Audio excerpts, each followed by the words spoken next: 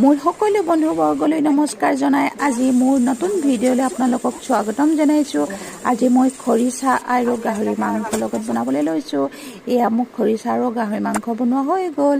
আজি মোৰ দুপৰীয়া সাঁজটো আজি মই এনেদৰে লৈছোঁ। পিঁয়াজ কেইটুকুৰামান, তিতাকেৰেলা আৰু আলু ভাজি, গৰম ভাত, বিহ জলকীয়া আৰু নেমু এটুকুৰা।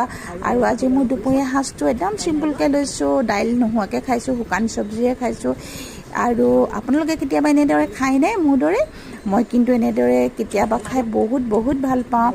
যিহেতু আজি খৰিচাখিনি মোৰ টেঙা নাই হোৱা, আজিয়ে মই বাঁহ গাজটো ৰুকি পেলাই ৰাখিলোঁ আৰু ৰাখি পেলাই মই আজিয়ে বনালোঁ গাহৰি মাংসৰ লগত। সেইবাবে টেঙা নহ'ল, কিন্তু নহ'ল যদিও খাই ইমান ভাল লাগিছে নহয়, আপোনালোকক কিন্তু ক'ম। আৰু আপোনালোকে যদি মোৰ ভিডিঅ'টো চাই ভাল পালে তেনেহ'লে মোক লাইক এটা দিব।